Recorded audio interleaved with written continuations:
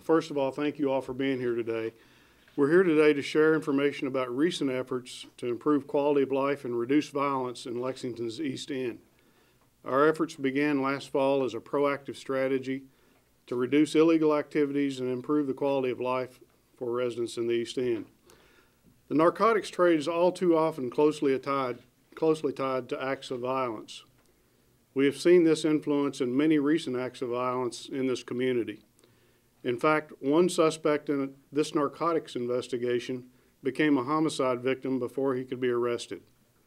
The magnitude of these efforts have made a significant impact on street-level narcotics trafficking and will now allow us to work with community members and other partners to improve the quality of life in this area.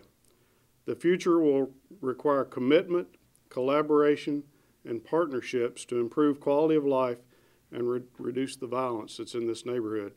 What I'm going to do now is ask Lieutenant Blakely, who heads up our narcotics enforcement area, and ask him to come forward and give some details about our most recent activities. In October 2013, the Lexington Division of Police began an undercover investigation into drug trafficking at two specific locations. Officers from the Intelligence Unit, the Narcotics Enforcement Unit, Patrol, Clear, and others from the Bureau of Investigation, along with our partners from the Fayette County Sheriff's Office, worked tirelessly to rid this neighborhood of illegal narcotics trafficking. This investigation became known as Operation Transformation, an all-out effort to change the neighborhood. The investigation began in the area bounded by East 5th Street, East 4th Street, Ohio Street, and Hawkins Avenue.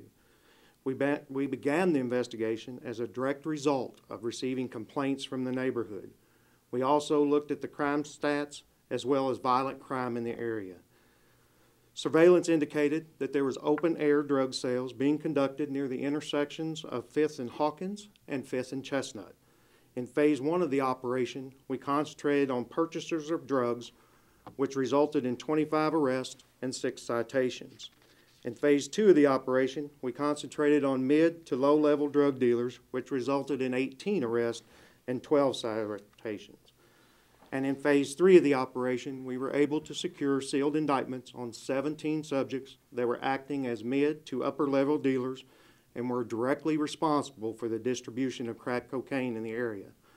Last Thursday and Friday, we conducted a roundup of these suspects, and we have arrested 11 of the 17.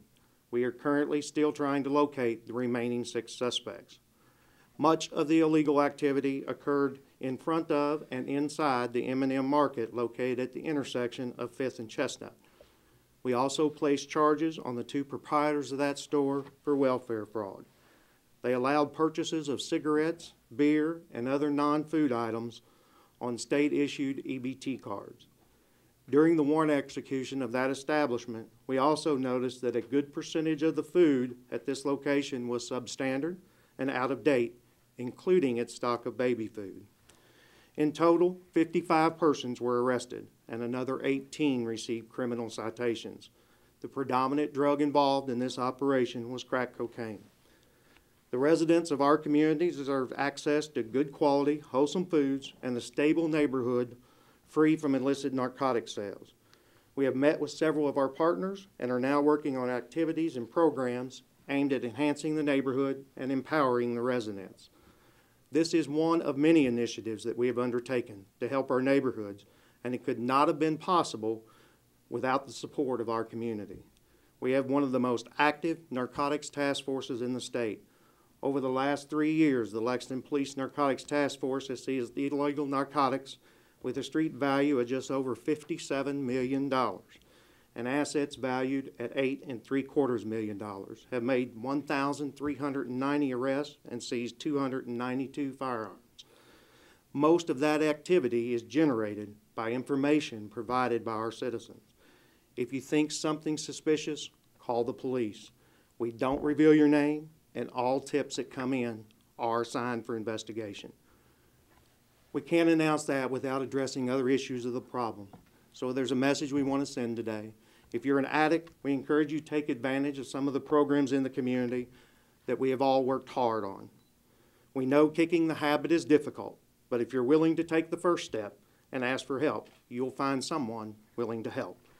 If you're a family member of an addict, we ask that you stand by them, support them, and see to it that they seek treatment. A support system is necessary for them to be successful. And finally, if you're dealing drugs on our streets, know that we're not finished. It may not be today, tomorrow, or next week, but rest assured, we are coming. It could be the 10 months that we dedicated to this project, or even less. In fact, we've already started our next operation. I'm just not going to tell you where we're at. I've often said over the last few weeks that I have confidence in our police and our full law enforcement community. Today's announcement illustrates that confidence. Our police anticipate problems and work to get ahead of them. And often, they can't talk about what they're doing until the end of an operation. That's why it can sometimes be frustrating for our citizens, especially those whose neighborhoods may have been the scene of violence. But it's clear from today's announcement that we are dedicating all available resources to fight violence. Our police and law enforcement personnel from across our community, and I want to thank, too, Sheriff Witt for being here today. They are all working around the clock to get the criminals off the streets. The message today is clear. Police are well-trained, well-equipped, and well-staffed. They are getting criminals and illegal drugs off the streets.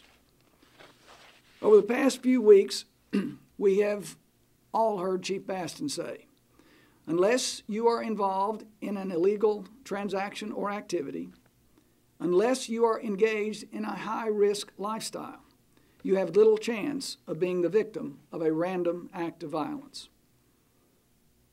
It's regrettable that illegal drugs are largely fueling the violence on our streets. This announcement shows our police are focused on the roots of these problems and that we are all working vigorously to address them. Thank you, Mayor, and thank you, Chief. I stand here in support and in commending the efforts of our police department recently in the activity in the East End. I've communicated here recently with and hope to have further conversations with Chief Basson, Commissioner Mason, and Mayor Gray on how we could go forward with this activity. What today's information shares with us is that we're not starting from a blank slate, but we still have a ways to go. One thing that I want to communicate to the media and to the residents of Lexington is not to stigmatize the entire East End. The East End is a compact urban neighborhood made up of thousands of residents, and today's information focuses on those who unfortunately have chosen to partake in illegal activity that's drawing down the quality of life for the East End.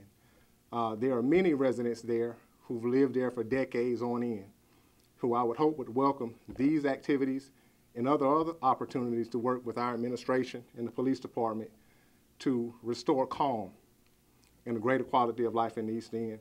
And I look forward to working with council and mayor and the police department in that effort.